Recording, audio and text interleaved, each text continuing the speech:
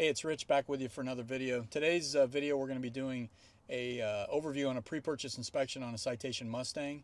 Take you through what we do as we look at these airplanes for our customers and as we evaluate them when we buy them. First, we're going to go in and talk to Craig about the overview of what we do on the pre-purchase inspection.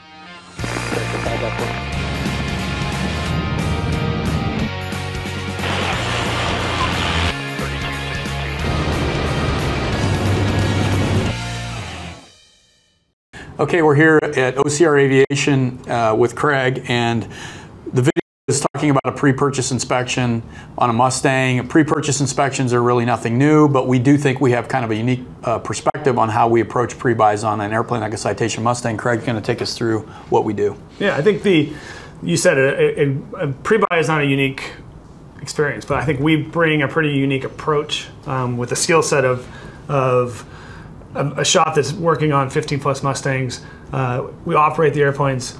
You've flown maybe, what, 30 different Mustangs? Right. Those unique things allow us to do it. And then, like I said, the process in which we do it, I think we can bring an approach to a customer when we're helping them buy an airplane, do it efficiently, which in my mind, that means at the least possible price. And then at the end of it, get an airplane that they know the condition of the airplane. Right. And I think that's, again, not new, but the way we go about it, and I think we break it into really three portions: the logbook review, a physical inspection, and then a flight check, right? And the first thing lots of people think is, let's get an airplane into inspection, and we always take the approach of, let's not do that. We get access to the maintenance tracking logs, we get access to the logbooks, we review those. We review them for the condition of the airplane in terms of what the maintenance is due.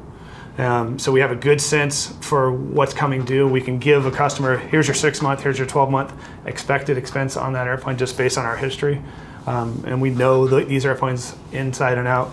We can look at the condition of the past maintenance on the airplane, were there any systems or problems, was there damage history, and then we can compare that maintenance tracking to the logbook itself and make sure that everything's in there, there's not anything missing. So by the time we decide to tell the customer this airplane fits what we've talked about and we get it into an actual pre-buy, we know the condition of that airplane. More times than not, we know, doesn't mean it's necessarily a perfect airplane, but we know the condition of that airplane.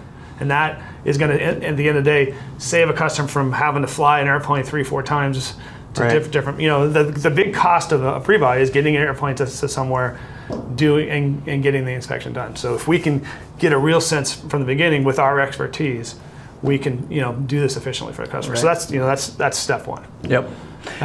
Good. I was just going to say on a bore scope, everybody wants to bore scope engines. We kind of take a case-by-case scenario on bore scopes. Yeah, I think at the end of the day, Pratt has a perspective of when airplanes are on programs that you don't do them. I would tell you the quick and easy way to tell you is sometimes you do them, sometimes you don't. Yeah. Really, there's a lot of factors that are involved, and with our experience, we kind of have a good formula where we go to a customer and give them a recommendation. Yeah. This time we say do it, and this time it's not. And it's based on, it's not yes or no. It just depends on a bunch of factors. Right.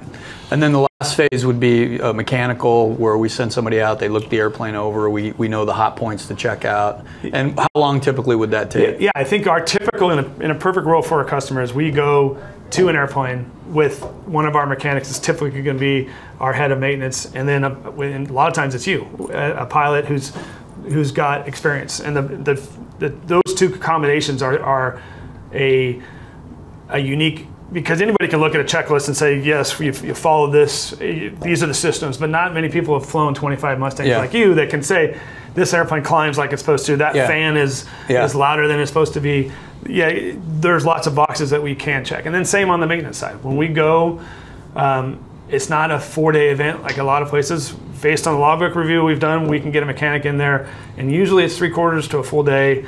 We can get done the full review of the airplane, the physical inspection, and a flight. Yeah. Right. And we can do that, and we've done that in the past, and we know these airplanes well enough that based on those factors, we know what the airplane's what's gonna look like when we're done. Yeah. When the customer's operating. And I think most of the time when we do a pre-purchase inspection, there's a pretty good idea or pretty good confidence that we're going to buy the airplane before we ever go look at it, and it's just a formality of making sure that it is what we've got, we've reviewed in the logs. Yeah, I think that's and that's not always that it's going to be perfect. Like I said, you know the value, you know the kind of condition of the airplane based on those logbooks typically. So when you get there, you already know what the airplane's going to look like. We've had one or two examples. I think I can think of one where we got to an airplane and there was some corrosion, some different things. But of all the Mustangs we've done a dozen of them. By the time we get to the airplane, I think we bought 11 of them. Right. And that's not because we had to. It's just because the airplanes we knew what we were getting into. Right. And so, in summary, again, pre-purchase inspections are pretty standard. Everybody does them. We believe, based on our experience maintaining, multiple airplanes, flying them, helping our customers operating, we have a pretty unique perspective on doing pre-purchase inspections. So we're going to now get in the airplane and show you what we do on the flight portion.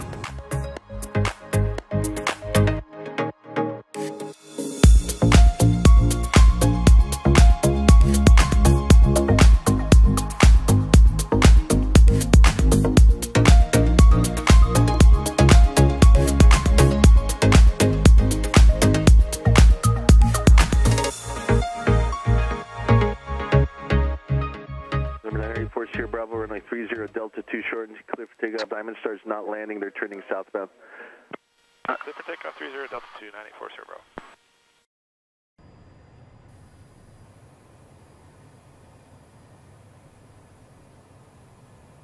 I'm going to go ahead and hit some of these on the climb. Instruments all look good. Departure, Citation 9840 Bravo, 800, climbing 3000. Station 9840 Bravo, tell departure radar contact. Climb via the top on 4 departure. Okay, so autopilot is on. Armed. Indicated. We're in GPS. We already did roll mode, nav mode. Takeoff, that all works. Vertical modes are all working. Okay, so we're climbing out of Long Beach on the top on 4, and we've checked a lot of stuff on the ground, but we've got a checklist that we use to go through and basically check all the components on the avionics, engine anti-ice, fuel transfer, the wing boots, windshields, to make sure that everything is functioning as it should. And we it's nice to do it cross country because, we check these things in climb, en route, on the descent, and shut down. We've already checked, we've already done an engine run on this airplane, and so we'll show that, and it's basically on the ground, and bring the engines up, record the parameters, plug them into Pratt's program, and then they give you the green light on meeting the engine run. 1995. We're going to continue to check through this stuff as we get into our cruise altitude and then descent and landing. I'm checklist complete. Yep. 5.3. We're starting our descent, and if you want to read me the temps, we're still in cruise. So we have to keep an eye on the. So give me N1 left. 92.4 is what it was. Right. 92.4. ATT. It was 7.4. Both of them 745. And 2. Both of them were 93.8. Tower 3367, level 280. Low pressure. In the green. 3367, Oakland Center, roger. Both. Oil temp. Same in the green. Actually, they don't have the readings, so it's. We can't set those either, so they're both green. We're 360, we're at normal speed now. Fuel flow. 1995, Oakland Center, roger. Fuel flow was 380 SI. Tower 3367, after makers. Clear direct gnarly. Fuel quantity, we're a couple thousand pounds. Yeah, 950 aside. Thank you. Outside air temperature, I don't know if it was on there, was minus 24. Yeah, was rat, and it was ISA plus 2. All right, true airspeed was what, 343 log? That was 5437. Indicated airspeed. Approach 133.95. It was Mach 0.58. 290 or better. Okay. These Mustangs, we've flown a lot of them. We've done maintenance on a lot of them. We've done a lot of maintenance flights. We've done a lot of engine runs. We've inspected a lot of them on normal phase inspections. We've inspected a lot of them for pre-purchase inspections. And typically, we don't see a lot. Would you agree? I mean, these airplanes are pretty rock solid. I mean, from time to time, you got a few issues here and there, but just in terms of the number of hours of number of airplanes we maintain. Yeah. So this airplane has 4,200 hours on it, and My view is, if you didn't know the time, you'd get in this thing and you'd never think it has 4,200 hours on it. We had the shop on the field look at it for a pre-buy for the customer, and he's like, "This is the cleanest Mustang I've seen in a long time." Yeah. While we haven't seen, these airplanes have been consistently, like we're experiencing here, where everything works well. You always feel like you have to go through the full inspection. Number 40 Bravo, and that traffic does have you in sight. They're 1 o'clock, 4 miles. You're going underneath them now. You're 4 miles from Hixar, across Hixar at 5,100. Cleared straight in, Arnev Yankee, runway 28 left approach. Okay, Hixar at 5,100, clear for the approach, 9840 Bravo. Clear for the approach. Clear 7 Uniform Romeo, climb 500 feet for that traffic, please. Traffic. Where is he? 1 o'clock, I don't see him. Got him. There's the glide slope. Put power back to idle and see if we get the gear horn. Yeah, you're too fast. You gotta be at 130 knots. Far off. No. Shouldn't have captured him. Should have. November 40 Bravo, speed 180 or less. Thank you for your help today. Contact Monterey Tower 108.4.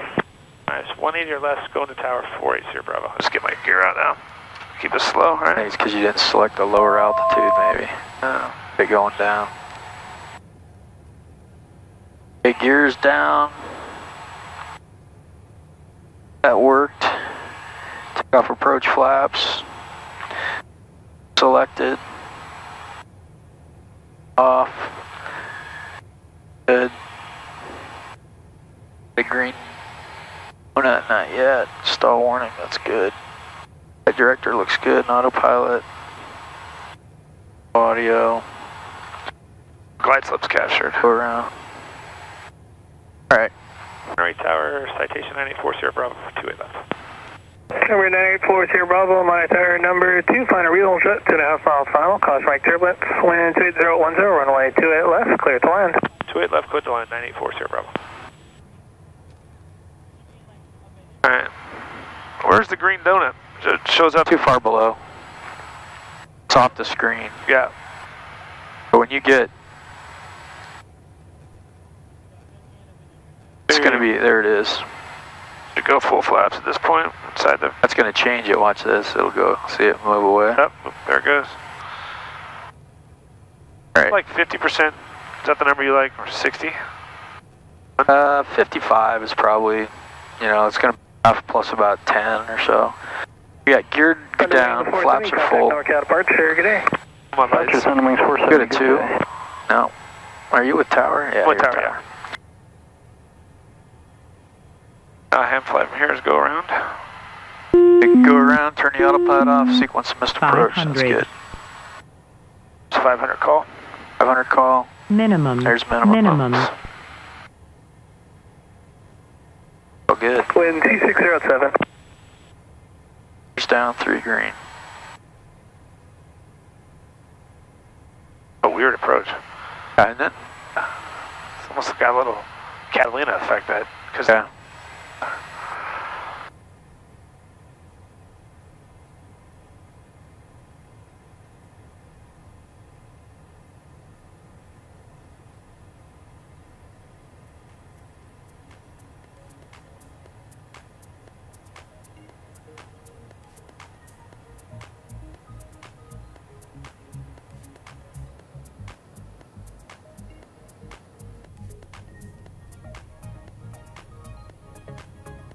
Going off to the other side of these north hangars.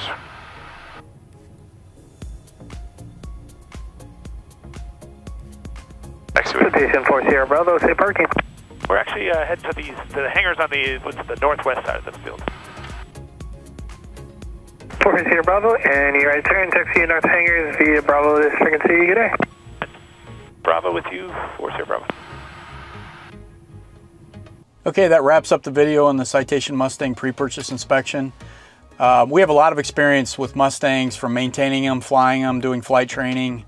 A lot of customers that operate them. So if you have any questions, you can leave us a comment or send us an email at sales@ocraviation.com. Thanks for watching.